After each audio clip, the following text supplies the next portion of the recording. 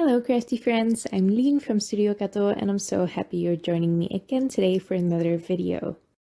Now today there's a mini hop for Reverse Confetti.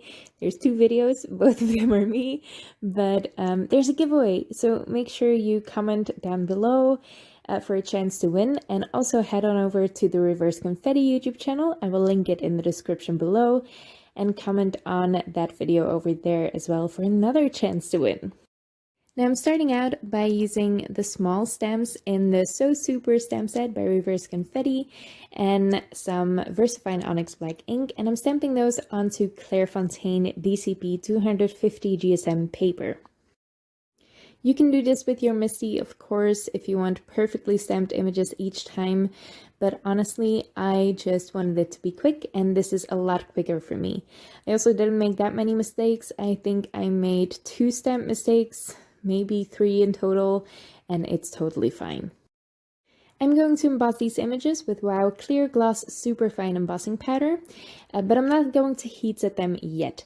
I am going to stamp more images and sprinkle embossing powder onto those, and then I'm going to heat set everything at once. So that way I only have to wait one time for my embossing tool to heat up. I'm doing the same exact thing with this little bolt of lightning, and I'm stamping it repeatedly onto Clairefontaine DCP 250 GSM cardstock with some Versafine Onyx black ink. Now, I am embossing these images right away, but I am still going to color them with alcohol markers. Now, you know me, I usually don't do this because it's not good for your markers, but I am only going to give these a flat coloring. So I'm not going to do any complicated coloring that will make me go over the lines multiple times. I am barely going to touch these lines, so I took the risk with my really cheap markers. But in general, you don't want to use embossing powder when you are going to use alcohol markers. If you do want to emboss the outline of alcohol marker colored images, I recommend you use a Misty stamping tool, or any other stamping tool really. You stamp them first in some alcohol marker friendly ink, then you keep the stamp in your Misty in the same spot. You color your images in the meantime, and when you can stamp them again in your Misty, you use some embossing ink. Now, as you can see, I am really just going to give these a flat coloring. I'm barely touching the outlines, so it's absolutely fine. I am also using the brush nib of my marker, which is the one I barely use. I always use the bullet nib instead. So if this nib happens to get ruined, I am not going to cry about it at all. Once I'm done coloring, I am going to fussy cut these out, but there are matching dies available. I wanted a comic book layout look, and I'm going to show you how I achieved that. I cut a black matting layer that is A2 size, and then I cut a white panel that is 4 inches and 5 3/8 of an inch across. So it's not an even margin all the way around, but I am going to cut it diagonally, and I do that by lining up the two corners of my white panel with some markings in the middle of my trimmer and at the top of my trimmer.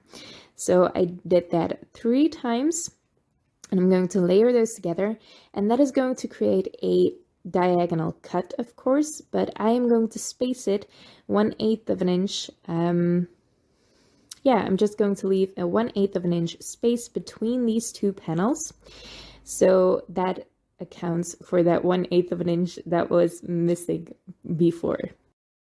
So these are 3 layers thick, and I'm layering those together with Barely Art Precision Craft glue before gluing them onto my card. Now, as I said, there's another video over on the Reverse Confetti YouTube channel, and it's using the same stamp set, but a totally different card. And if you comment on that, you get a chance to win a $25 gift card to the Reverse Confetti shop. And if you comment here, you can also get a chance to win that $25 gift card. There's only one gift card, so take your chances, comment as much as you want on both videos for your chances to win. Now I am arranging all of these speech bubbles or whatever they are and the lightning bolts on my card, and then I'm taking a piece of present seal to pick all of these pieces up, and that will keep them in place nicely if I press them on nicely. And that means I can adhere them all together. It's so easy, and I highly recommend it for this technique. This is something I really love to do with small stamps or small die cut images. Just fill an entire card front with them. It's such a fun look, and especially for this comic book look that I was going for, a really graphic look, and it worked out wonderfully. Now I am going to use this present seal as well to just make sure that all my images fit on that white panel. So I can just trim that up with my paper trimmer, and then I can add the foam tape. I use 2 layers of foam tape, so I folded it double, and that means I can easily cut it because there's release paper on both sides, and it adds some extra dimension, and I do love my dimension. Now I caught a little bit of a gap there at the right side of my panel, so I just cut an extra piece of those things. I really don't know what they're called. I always call them speech bubbles, but they're not speech. They're onomatopoeia, or however you pronounce that. But yeah, I just added that little thing, and then I can peel off all of the release paper and take that present seal piece and just flip it over, make sure it's lined up at the bottom. It wasn't perfectly lined up, but I wasn't fussy with it. So that adheres all the little pieces all at once. So easy to do, and that makes this technique really quick to do as well. Now all that's left to do is peel off the present seal, always super satisfying, and I am going to add a sentiment. This sentiment is cut with the Reverse Confetti letter cuts, and I am just coloring the top layer of the letters because of course I'm going to stack them, and I'm just using one of the markers that I used for the little bam pow thingies. I also cut them once out of black cardstock, so I am offsetting them onto the black cardstock, and that will give me a shadow layer as well. So that adds again to that comic book look. I really love it, and I know a couple of my friends love that as well, so I will definitely have a very happy recipient for this card. Now I didn't fuss with extra pieces of foam tape for this sentiment. I am just gluing it on top of those tiny images, and it's not going to be super supported by those images, but it's going to be enough, and I'm probably going to give this card in person anyway, so it's no worries. For my matching envelope, I'm keeping things really simple, and I'm folding a black envelope with my We Are Memory Keepers 123 punch board. I am reinforcing those score lines with my bone folder, and then I can glue this shut with the Braille Art Precision Craft glue. Well, I'm not going to glue it shut, but you know what I mean. Now I saved one of the speech bubble thingies and I can use that as a seal almost for the envelope, but I'm also adding one to the front of the envelope to decorate it.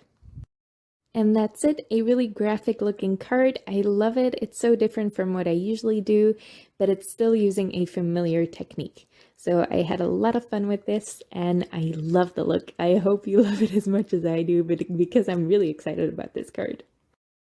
I hope you like it, and I hope you like the video, and I also hope you take your chance for the giveaway. Leave some comments here, and head on over to the Reverse Confetti YouTube channel as well to leave some comments over there. Every comment is a chance to win that $25 gift card to the Reverse Confetti shop. And I'm wishing you all very good luck. Thank you so much for watching, and I hope to see you next time.